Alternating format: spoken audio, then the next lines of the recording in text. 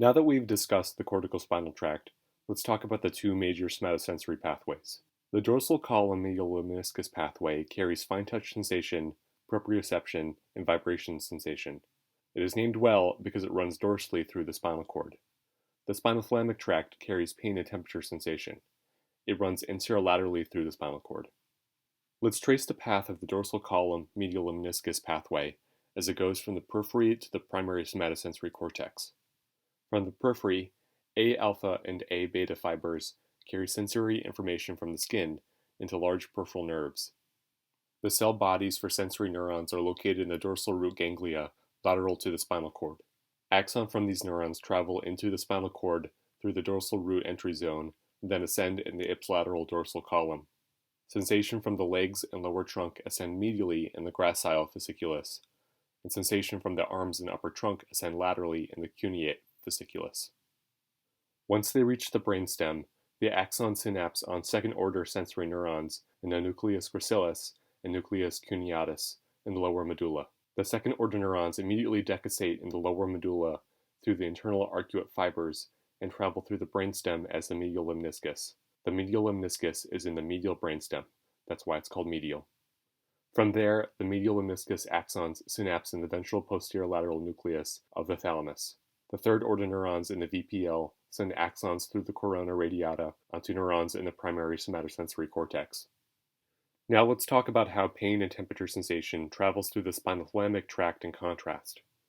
A-delta and gamma fibers also have cell bodies in the dorsal root ganglia and send axons into the spinal cord through the dorsal root entry zone, but after that they take a different course to the primary somatosensory cortex.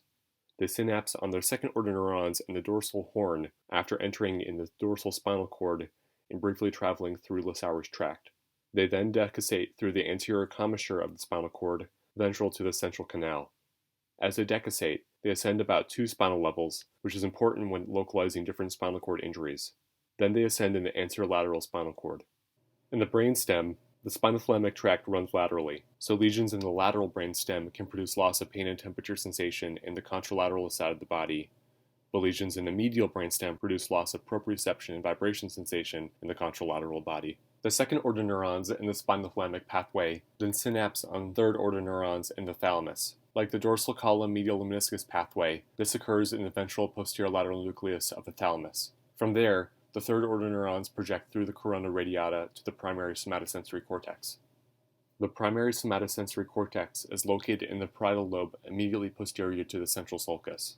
Like the primary motor cortex, the primary somatosensory cortex has somatotopic organization. Same as motor, sensation in the feet is processed medially in the cortex running in the interhemispheric fissure. Moving laterally, there's sensation in the trunk, upper extremities, then face. Sensation in the tongue and pharynx is located most laterally, and abdominal and visceral sensation is located in the insula.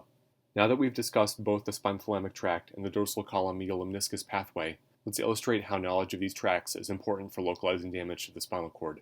Stab injuries, lateral compression from a tumor, or vertebral burst fractures can end up damaging one half of the spinal cord. When this happens, it produces Brown-Séquard Syndrome. At the level of the lesion, both the ipsilateral dorsal root entry zone and alpha motor neurons are disrupted. Because of this, all sensation and motor function is lost in the corresponding ipsilateral dermatome and myotome. That's not particularly surprising, but something interesting happens below the level of the lesion.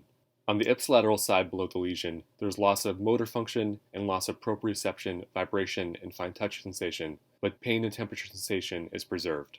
On the contralateral side below the lesion, there's loss of pain and temperature sensation, but motor function, fine touch, vibration, and position sense are preserved. This pattern occurs because the corticospinal tract and dorsal column medial lemniscus pathways run on the same side of the spinal cord as where they innervate, but the spinothalamic tract decussates in the spinal cord and runs on the opposite side. Because the spinothalamic tract ascends about 2 levels as it decussates, the level of pain and temperature loss on the contralateral side is about 2 dermatomes lower than the level of the lesion.